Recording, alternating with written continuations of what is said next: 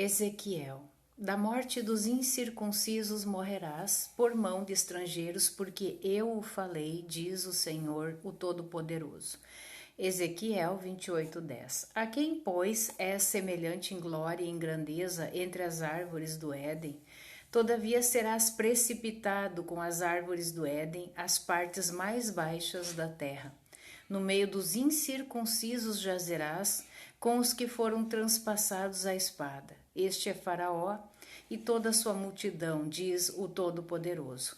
A quem sobrepujas tu em formosura? Desce e deita-te com os incircuncisos. Ezequiel 31, 18, 19. Ali está Elão com toda a sua multidão. Desceram incircuncisos às partes mais baixas da terra. Todos eles são incircuncisos, mortos à espada. Ali estão Mecheque, Tubal e toda a sua multidão. Todos eles são incircuncisos e mortos à espada. Não jazerão com os poderosos que caíram dos incircuncisos, porquanto eram o terror dos fortes na terra dos viventes. Também tu serás quebrado no meio dos incircuncisos, e jazerás com os que foram mortos à espada. Ali está Edom, os seus reis e todos os seus príncipes, estes jazem com os incircuncisos e com os que desceram a cova. Ali estão os príncipes do norte, todos eles jazem incircuncisos com os que foram mortos à espada, e levam a sua vergonha com os que desceram a cova. Faraó os verá e se consolará com toda a sua multidão. Sim, o próprio Faraó e todo o seu exército mortos à espada. Por isso jazerá no meio dos incircuncisos, com os mortos à espada, Faraó e toda a sua multidão, diz o Todo-Poderoso. Ezequiel 32, 24 ao 32. Ao analisarmos esses três trechos em conjunto, podemos chegar às seguintes conclusões. No primeiro trecho, Ezequiel 28:10, vemos que, segundo Ezequiel, existe um tipo específico de morte para os incircuncisos: morte por espada, morte pela mão de estrangeiros. Este trecho poderia parecer sem sentido, isolado, mas se analisarmos com os outros trechos, veremos que o seu sentido aparece no momento em que Ezequiel, ao citar as nações que eram dominantes naquele período, mostra que outro povo maior e mais forte a destruiria. O primeiro trecho se refere ao rei de Tiro. Podemos deduzir que se o profeta fala que ele morreria da morte dos incircuncisos, o povo de Tiro não praticava a circuncisão. O segundo trecho se refere ao Egito, pois cita Faraó e seu exército. Ao lermos o terceiro trecho, Ezequiel 32, 31, 32, esta citação fica mais clara, pois entendemos que deitar é um eufemismo para morrer. Aqui se fala que Faraó e seu exército desceriam incircuncisos à cova. O Egito não praticava a circuncisão, exceto os sacerdotes. O terceiro trecho cita alguns povos como Elão. Elão era o nome de um povo semita, pois era o nome dado aos descendentes de Elão, um dos filhos de Sem. Os filhos de Sem são Elão, Assur, Arfaxade, Lude e Arã, Gênesis 10, 22. Elão foi um reino muito importante que dominava a área do Oriente Médio. E aconteceu nos dias de Anrafel, rei de Sinar, Arioque, rei de Elazar, Quedorlaomer, rei de Elão, e Tidal, rei de Goim, que estes fizeram guerra a Berá, rei de Sodoma, a Birsa, rei de Gomorra, a Sinabe, rei de Admá, e a Semeber, rei de Zeboim, e ao rei de Belá, esta é Zoar. Todos estes se ajuntaram no vale de Sidim, que é o Mar Salgado. 12 anos haviam servido a Quedorlaomer, mas ao 13º ano rebelaram-se. E ao 14º ano veio Quedorlaomer, e os reis que estavam com ele feriram aos Refaíns em Asterot Carnaim, e aos Zuzins em Rã, e aos Emins em Sav-Kiriataim, e aos Oreus no seu monte Seir, até El-Parã, que está junto ao deserto. Depois tornaram e vieram a En-Mishpat, que é Cádiz, e feriram toda a terra dos Amalequitas, e também aos amorreus que habitavam em Hazazon Tamar. Então saiu o rei de Sodoma, o rei de Gomorra e o rei de Adimá, o rei de Zeboim e o rei de Belá, esta é Zoar, e ordenaram batalha contra eles no vale de Sidim, contra Kedorlaomer, rei de Elão, e Tidal, rei de Goim, e Anrafel, rei de Sinar, e Arioque, rei de Elazar. 4 reis contra 5. Gênesis 14, 1, 9. Elam em hebraico, foi uma das primeiras civilizações que se tem registro. Estava localizada no extremo oeste e sudoeste do que é hoje o Irã. A civilização dos elamitas existiu de 2700 até 539 antes do Machia. Disputou o poder na região, lutando contra os persas e babilônicos, até que finalmente foram dominados definitivamente por Nabucodonosor II da Babilônia, no século VII antes do Machia. Os elamitas eram considerados uma sociedade matriarcal com um panteão presidido por uma deusa. Embora sua língua fosse diferenciada dos povos ao redor, foram considerados semitas. Então aqui está um mapa, né? A área do reino elamita. Meseque e Tubal em hebraico, Mexeque e Tubal em hebraico. Eram povos que descendiam de Jafé, um dos filhos de Noé.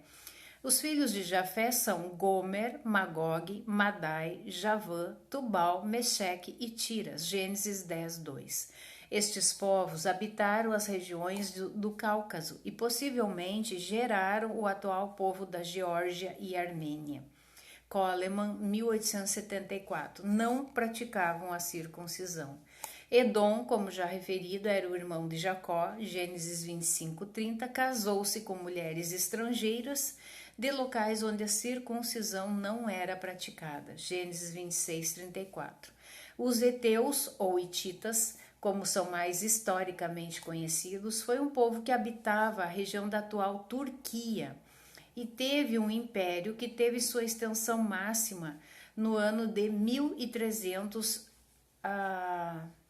antes da Era Comum, compreendendo a área da Anatólia, o norte e o oeste da Mesopotâmia até a Palestina.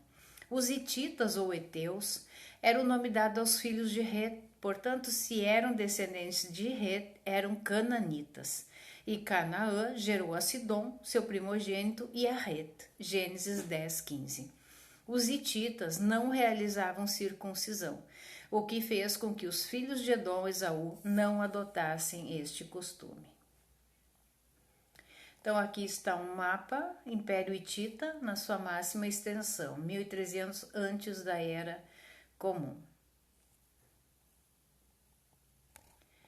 Assim diz o Todo-Poderoso: bastem-vos todas as vossas abominações, ó casa de Israel, porque introduzistes estrangeiros incircuncisos de coração e incircuncisos de carne, para estarem no meu santuário, para o profanarem em minha casa, quando ofereceis o meu pão, a gordura e o sangue. E eles invalidaram a minha aliança por causa de todas as vossas abominações. E não guardastes a ordenança a respeito das minhas coisas sagradas, antes vos constituístes a vós mesmos guardas da minha ordenança no meu santuário. Assim diz o Todo-Poderoso: nenhum estrangeiro incircunciso de coração ou incircunciso de carne entrará no meu santuário dentre os estrangeiros que se acharem no meio dos filhos de Israel. Ezequiel 44, 6, 9. O templo dos hebreus era considerado o local mais santo da terra. A entrada de estrangeiros era proibida no templo. Para que qualquer estrangeiro pudesse entrar no templo, era necessário que ele fizesse a conversão e no final seria realizada a circuncisão, pois não há como nenhum homem entrar para o povo de Israel sem a realização da circuncisão. Gênesis 17, 10. O que ocorria nesta época de Ezequiel é que Israel vivia em uma época de apostasia, onde o povo não mais obedecia às leis e preceitos morais dados pelo Todo-Poderoso. Nesta época, o povo praticava abertamente a idolatria e o culto sincrético. a ponto de que estrangeiros incircuncisos eram colocados no templo para poder oferecer sacrifícios aos deuses. O profeta fala que isto é uma abominação, pois aquele que é incircunciso não pode entrar no santuário. E quando o tabernáculo partir, os levitas o desarmarão. E quando o tabernáculo se houver de assentar no arraial, os levitas o armarão. E o estranho que se chegar morrerá. Números 1:51. Aquele que não é sacerdote não pode oferecer sacrifícios. Abacuque. Ai daquele que dá de beber ao seu companheiro, misturando a bebida o seu furor, e que embebeda para lhe contemplar as vergonhas. Serás farto de opróbrio em vez de honra. Bebe tu também e exibe a tua incircuncisão. Chegará a tua vez de tomares da mão direita do Senhor, e a ignomínia cairá sobre a tua glória. Abacuque 2:16, 17. Neste texto, vemos que o profeta faz uma lamentação sobre o reino dos caldeus, que estava para conquistar Israel. O profeta fala que aqueles que dá de beber vinho a alguém para ver as vergonhas, eufemismo para partes íntimas, genitália, como é um companheiro, seria o seu pênis. Também beberá vinho e terá a sua incircuncisão exibida. Para falar que a incircuncisão será exibida, o pênis tem que ser exibido, ou seja, é um estado de tamanha embriaguez que o indivíduo se despe. Neste caso, esta é uma metáfora. Partes íntimas significa fraqueza, local crítico.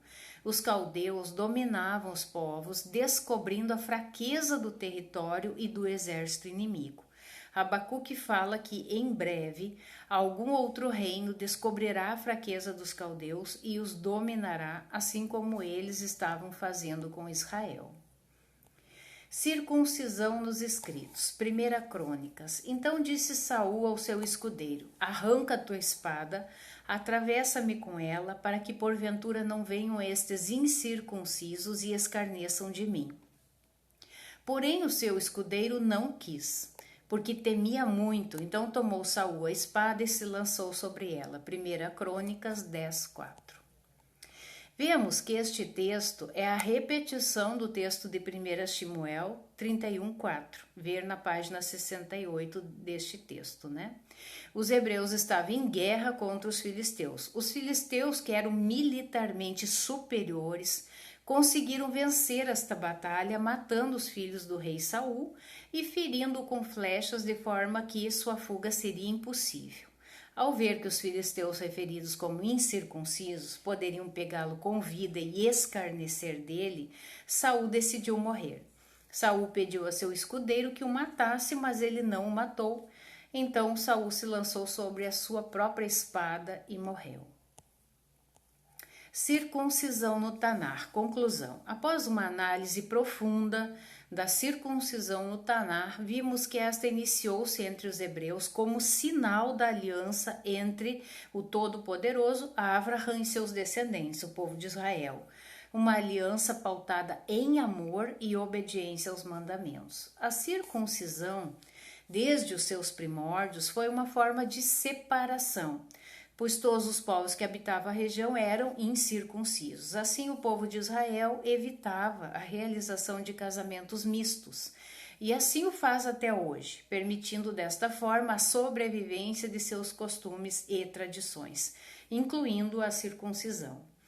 Inicialmente, a circuncisão possuía nos discursos um sentido literal, mas com o passar do tempo, ela começou a ser usada em sentido metafórico, como, por exemplo, circuncisão de lábios e circuncisão do coração.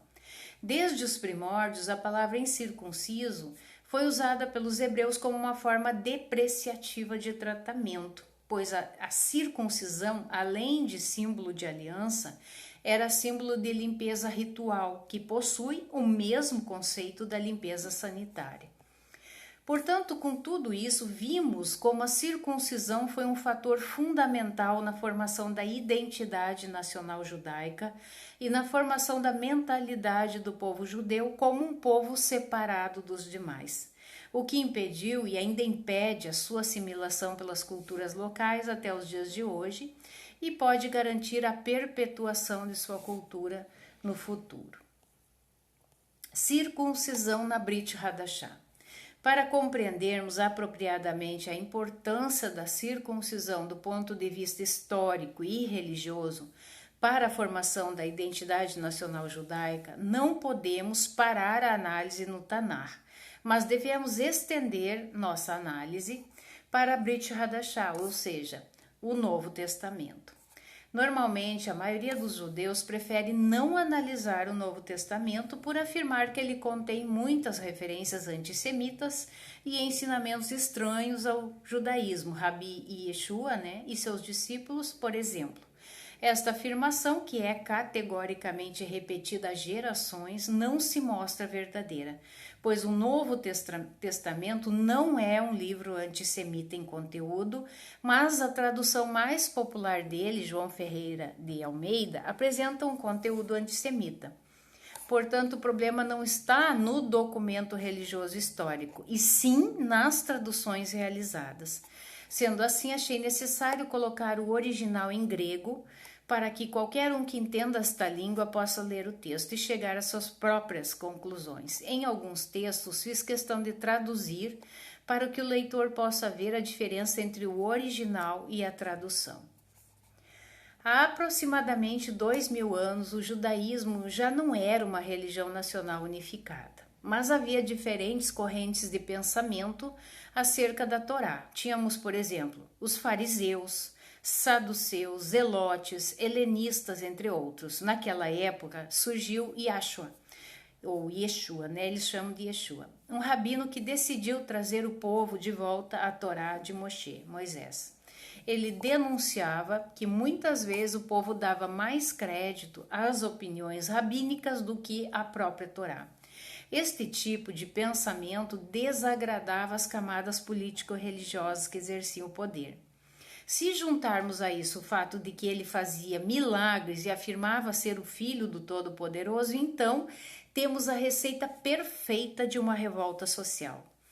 As classes dominantes eram favorecidas pelos romanos, desde que mantivessem a ordem. Assim, esta conjectura política, aliada a outros fatores, levou o Sanhedrin a decidir matar Yeshua. Os discípulos de Yeshua decidiram levar à frente o trabalho iniciado por seu rabi. E assim o povo era trazido de volta à Torá de Moshe e se voltava para o Todo-Poderoso. Em um momento, gentios também ouviram destes acontecimentos e decidiram se tornar discípulos de Yeshua. Surge uma questão: é necessário submeter os novos discípulos gentios à conversão completa? Como entendida pelo judaísmo, o que incluía circuncisão? Após muito tempo de discussão, surgiu a resposta definitiva. Confira esta resposta em nossa análise. Lucas. E aconteceu que, ao 8º dia, vieram circuncidar o menino, e lhe chamavam Zacarias, o nome de seu pai. Lucas 1,59. Original em grego, Tradução do texto. E em o 8º dia vieram circuncidar o menino e chamavam o mesmo o nome do pai dele, Zacarias. Contexto. E completou-se para Isabel o tempo de dar à luz e teve um filho. E os seus vizinhos e parentes ouviram que tinha o Todo-Poderoso usado para com ela de grande misericórdia, e alegraram-se com ela. E aconteceu que ao 8º dia vieram circuncidar o menino e lhe chamavam Zacarias, o nome de seu pai. E respondendo sua mãe, disse: não, porém será chamado João. E disseram-lhe: ninguém há na tua parentela que se chame por este nome. E perguntaram por acenos ao pai como queria que ele chamasse. E pedindo ele uma tabuinha de escrever, escreveu dizendo: seu nome é João. Lucas 1, 57, 63a. A circuncisão era a condição necessária para qualquer homem ser introduzido na aliança abraâmica. Gênesis 17, 10 ao 14. Ela deve ser feita no 8º dia de vida de um menino. Gênesis 17, 12, Levítico 12, 3. Durante a cerimônia da circuncisão, o menino recebe seu nome hebraico para ser usado em Israel, ou durante qualquer cerimônia religiosa. Não se sabe quando surgiu esta prática de nomear as crianças durante a sua circuncisão. Nem o Talmud faz questão de citar. Uma das únicas fontes que temos para saber desde quando este costume era realizado é a partir deste texto citado acima. Os Askenazi, não dão aos seus filhos o nome de algum parente vivo. No texto, vimos que queriam colocar o nome de seu pai, Zacarias, que estava vivo. Portanto, vemos que isto é o que ocorria naquela época e também ocorre com os sefaradi, ainda nos dias de hoje. Vemos que a circuncisão era muito importante, na realidade essencial, para que algum homem pudesse ser considerado judeu.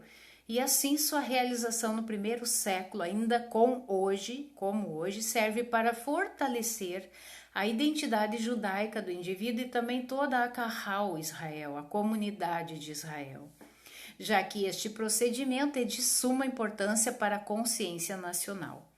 Durante a cerimônia da Brit Milá, da circuncisão, que ocorre no 8º dia, o menino judeu recebe seu nome e isso aconteceu com os personagens do Novo Testamento, porque afinal eles eram judeus. Veja abaixo a circuncisão de Yashua. E quando os 8 dias foram cumpridos para circuncidar o menino, foi-lhe dado o nome de Yahushua, ou Yashua, que pelo anjo lhe fora posto antes de ser concebido. Lucas 2:21, original. E quando se completaram 8 dias para circuncidar o menino, também foi chamado o nome dele, Yahushua, um nome chamado por o anjo antes de o ser concebido em o ventre. Yashua, como todo recém-nascido judeu, também foi circuncidado ao 8º dia de vida, como prescreve a Torá em Gênesis 17, do 10 ao 14, e Levítico 12:3, numa cerimônia chamada Brit Milá, e foi durante esta que recebeu o seu nome. João, pelo motivo de que Moisés vos deu a circuncisão, não que fosse de Moisés, mas dos pais, no sábado circuncidais um homem. Se o homem recebe a circuncisão no sábado, que na verdade a tradução é Shabat, tá, irmãos? Para que a lei de Moisés não seja quebrantada, indignai-vos contra mim, porque no Shabat curei de todo um homem. João 7, 22, 23. O texto em grego e a tradução do texto grego. Por isso, Moisés deu a vós a circuncisão. Não que de Moisés é, mas de os pais, e em sábado circuncidais um homem. Se circuncisão recebe um homem em sábado, para que não seja quebrada a lei de Moisés, comigo estáis irados, porque todo um homem são fiz em sábado. Não julgueis segundo a aparência, mas o justo juízo julgai. A Torá claramente declara que o menino israelita deveria ser circuncidado ao 8º dia de vida. Gênesis 17:12, Levítico 12:3. Mas realizar circuncisão seria uma obra proibida no Shabat. Êxodo 29, do versículo 9 ao 10, 23, 12, 31, 14 ao 15, 34, 21, 35, 2, Levítico 23, 3, Deuteronômio 5, 12 ao 14, pois seria necessário carregar instrumentos em local público e cortar. Obras proibidas no Shabat, mas necessárias para uma circuncisão. Como então os rabinos resolveram esta questão? Os rabinos conseguiram resolver esta questão e registrar no Talmud, no Tratado Shabat, página 128b, 137b. Yashua, sendo conhecedor do Talmud, faz alusão a esta questão em sua argumentação. Apresentando um Din Torá, um mandamento de cura, tem procedência sobre a proibição da realização de certas atividades no Shabat. Os rabinos foram confrontados com um conflito entre a lei sobre trabalhar no Shabat e o comando de que um homem deve circuncidar seu filho no 8º dia de vida. Os conflitos surgiram do fato de que cortar e carregar instrumentos em público para realizar a circuncisão são tipos de trabalho proibidos pelos rabinos no Shabat. Eles decidiram que se o 8º dia cai no Shabat, alguém pode fazer a obra necessária e circuncidar o menino. Mas se a circuncisão deve tomar lugar após o 8º dia, ou seja, por razões de saúde, ela pode não ser feita no Shabat em violação às proibições de trabalho, podendo-se esperar até um dia de semana comum. Yashua, ao defender seu critério, usou o que o judaísmo chama de um kol vehomer, argumentação leve e pesado, conhecido na filosofia como um raciocínio a fortiori, de maior força. Sua essência é expressa na frase quanto mais, João 7,22, que diz em resumo: vocês permitem quebrar o Shabat para observar o mandamento da circuncisão. Quanto mais importante é curar o corpo inteiro de uma pessoa, e assim vocês deveriam permitir que o Shabat fosse quebrado por isso também. Basicamente, vimos que quando havia conflito entre mandamentos, como por exemplo, não realizar trabalho no Shabat, circuncidar os filhos, a circuncisão precede como mandamento de maior força. No judaísmo, o Shabat é considerado o dia santo de descanso atribuído na Torá pelo Todo-Poderoso, como podemos ver nos 10 mandamentos, Êxodo 20, 1 ao 17, por exemplo. A circuncisão era tão importante para o povo judeu por diversos motivos que ela chegava a suplantar a importância do Shabat. Como visto no versículo de João 7, 22 e 23, fazer a circuncisão era considerado curar uma das 248 partes do corpo e, portanto, qualquer tipo de cura estaria permitido no Shabat, pois preservar a vida é mais importante do que obedecer aos mandamentos, com exceção de 3 mandamentos negativos. Estes envolvem Ierek, Veal e Avor, o que significa que uma pessoa deve se deixar ser morta ao invés de violar este mandamento negativo. São eles: o assassinato, idolatria e relações proibidas, que inclui incesto, bestialidade e homossexualidade. Talmud babilônico, Tratado Sanhedrin 74a. Atos, e deu-lhe a aliança da circuncisão, e assim gerou a Isaque, e o circuncidou ao 8º dia, e Isaque a Jacó, e Jacó aos 12 patriarcas. Atos 7 e 8. Segundo Atos 6, 8 ao 15, podemos ver que Estevão havia sido levado perante o Sinédrio, o Sanhedrin em hebraico, um local onde se reunia a alta corte rabínica, para responder perante os rabinos que executavam as funções de juízes, se ele havia feito ou não algo que era contra a Torá. Estevão foi acusado de blasfêmia e este pecado era punido com morte por apedrejamento. Foi dada a Estevão a chance de realizar a sua própria defesa e para poder expor o ponto de vista que o inocentava. Este expôs a história de Israel e, para tanto, citou os fatos mais marcantes para a formação da identidade nacional judaica. Nesse contexto, vemos onde a citação da circuncisão dos patriarcas se encaixa como um importante fato da história de Israel, realmente digno de nota, pois foi o início da separação de Israel de todos os outros povos. Usando este fato em seu discurso, Estevão poderia conseguir a simpatia de seu público e, quem sabe, não ser morto por apedrejamento. Homens de dura cerviz e incircuncisos de coração e ouvido, vós sempre resistis a Ruach HaKodesh, o Espírito Santo. Assim vós sois como os vossos pais. Atos 7:51. O texto grego. Esta frase foi expedida por Estevão usando textos bem conhecidos do Tanar, ouvidos incircuncisos. Pode ser encontrado em Jeremias 6:10, enquanto corações incircuncisos é encontrado em Levítico 10:16, 36, Jeremias 4:4, 9:25 ou 26, Ezequiel 44:7 e 9. Esse tipo de caracterização foi usado pelos profetas como uma forma de tentar acordar o povo, mexendo em seu orgulho nacional. Todo judeu que tem orgulho de ser judeu não tem vergonha de sua circuncisão. Os profetas e Estevão, neste contexto, falam explicitamente que a circuncisão é somente um sinal de aliança, Gênesis 17.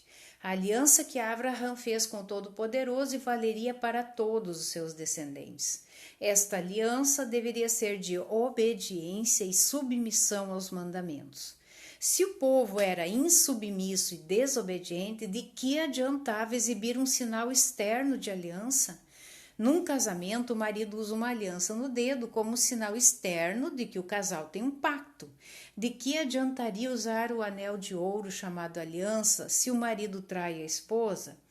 Portanto, quando Estevão usou as palavras dos profetas com o intuito de trazer arrependimento, somente conseguiu acelerar a sua morte por apedrejamento. Atos 7, 54 ao 60. E os fiéis que eram da circuncisão, todos quantos tinham vindo com Pedro, maravilharam-se de que o dom da Ruach HaKodesh se derramasse também sobre os gentios. Atos 10, 45. O Dr. Davi Stern esclarece em seu comentário quem eram estes fiéis da circuncisão.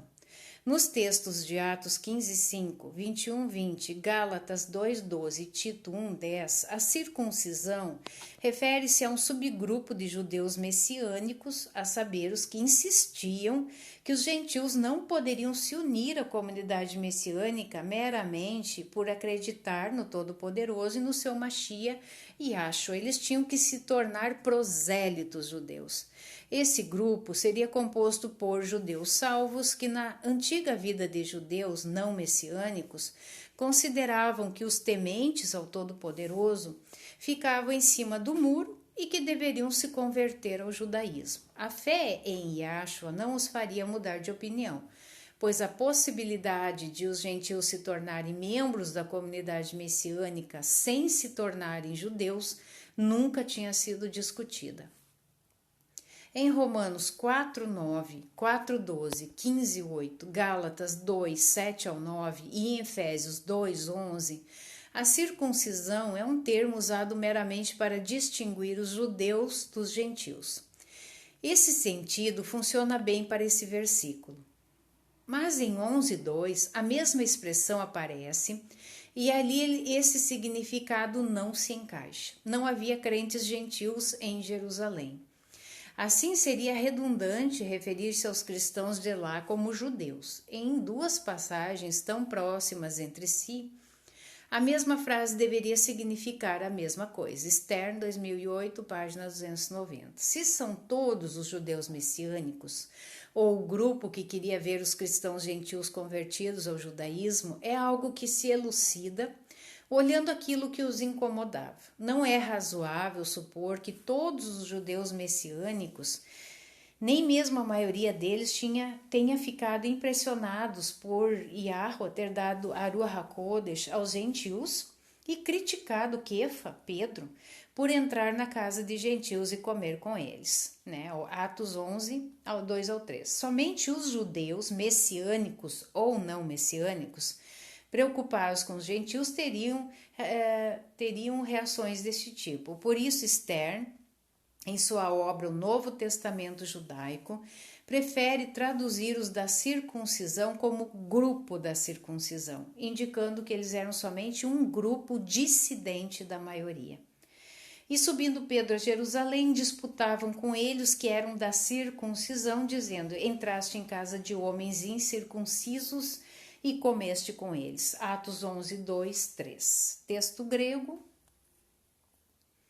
Podemos ver que o grupo da circuncisão, que provavelmente eram os judeus mais radicais, que mesmo após entrarem para o judaísmo messiânico, ramo do judaísmo que acredita que Yahshua é o Machia judeu, seria o equivalente ao cristianismo judaico. Ainda tratavam os gentios como um grupo inferior, porque segundo a lei judaica era incompatível que judeus e gentios comessem juntos. Esse radicalismo sempre ficava mais forte nas épocas em que havia domínio estrangeiro sobre Israel, como nessa época. O Império Romano estava sobre Israel. Vemos o motivo da manifestação desse radicalismo.